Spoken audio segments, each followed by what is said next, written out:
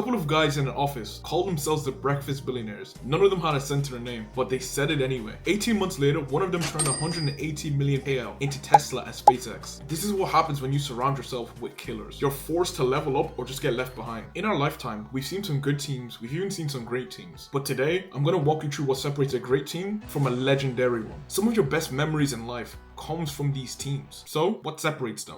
Obsession. Money is a byproduct. It's not the thing that they actually want. They want to become the best at their particular craft. They want to be seen as number one. Either way, if you're number one at the particular field, whether you're the best golfer in the world, the best roofer in the world, you're going to get paid the most. So money is just a byproduct. They're looking to be number one. Obsession is also magnetic. When you're obsessed, you attract people who are also obsessed. Doing that, you build an indestructible, obsessed team to achieve a particular goal. Some of them don't have the most experience. Some of them aren't even the best in their field. But because they care so much about their goal, nothing's stopping them from ultimately achieving it. So if you're the leader and you're obsessed, you're going to attract people who are ultimately obsessed and build something to become the number one in. Why do you think Elon Musk, the first trillionaire, only attracts obsessed people? It's because it's actually who he is. People want to be around it. Elon Musk sold a company for 180 million. Most people would be like, I'm chilling, I'm gonna get the car, the house, the wife, everything, I'm good. Elon Musk keeps 10 million for himself, puts 100 million into SpaceX and 70 million into Tesla. This is how the elites operate. They reinvest back into the game. You're not an elite team unless your opponents think you guys are literally maniacs. There's a certain aura around the PayPal Mafia, around the Chicago Bulls 95-96. The game almost felt like it was over before it began because they already knew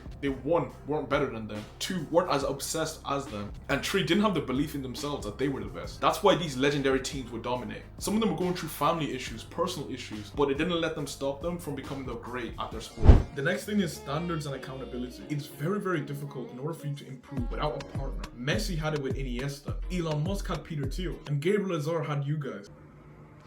There's some days you're just not going to be on it, but that's where you can depend on another person who's just as ambitious, as courageous as you. Sometimes it's a whole team, maybe just you two guys, but eventually it leads to a bigger team. This is the standard and accountability that you need to build a legendary team. Reach for the moon, land among the stars. It's a famous old saying, but it's so true. If you put these affirmations out there, these big goals, the PayPal Mafia, they have this big ambition of being able to sell the company for 1 billion. I'm talking about how they're all going to be future billionaires because they had absolute belief in themselves. They understood their standards and they knew they were operating at a billionaire level. So it's just a matter of time until the money appeared in their account. And this is how you create a legendary environment. This is why most of the biggest companies in the world, they're quick to do everything. The only thing they're slow to do is hire, because they realize having one bad person in the company can literally break everything that you've been building over the past couple of years. Because culture compounds. When you have 2 people who are obsessed and they attract 4 people that are obsessed, and it continues to grow and grow. As you get more people that are obsessed, the bigger and better your company becomes, because you only have people who are dedicated to making that business better. Obsessed people, they bring solution to problems, not just create problems and ask what to do. It allows you to move with such speed. A prime example is PayPal. They literally went from 1,000 customers to 10 million customers in under 2 years because they kept hiring, getting the right people in who were obsessed, and allowed them to take their company to another level. This is essential to build any legendary team. And this is why I'm inviting you to SBS. SBS is where hundreds of students come in every day and actually apply the principles that we talk about to find the craft that they're obsessed with, to find the right environment so that they can be part of a team that's actually going to generate billions together. So it's about the self-development of you, so you can become 10x version of you. What he does in his day-to-day, from fitness, actual business principles, the things he learns. It's the right environment if you're actually willing to grow and actually be part of a legendary team. Most people, they live their life and they don't live it to their full potential because they're afraid of the fear of failure. This doesn't come across the mind of any elite team. What excites them is the success of lifting the trophy, the big payout, or the obsessiveness with the craft, how they're developing and getting better and better on what they're ultimately looking to achieve. These things excite them more, and the more excited to go and attack them opposed to fear of what if I fail. That doesn't cross their mind. They know failure is going to be part of it, so it is what it is. It's the game. They're quick to fail, quick to reiterate, so that way they can advance and actually move the needle with the projects that they're working on. Eat my keys up. The cycle is simple: fail, iterate, fail, iterate, fail, iterate, succeed. I promise you, if you do this and learn from those before you, the people who had success, learn how they did it, why they did it, why did they think, why did they make certain decisions. If you start thinking this way, success becomes inevitable. And just to top it off with this very famous quote from the man himself, Jordan: yes, it's hard,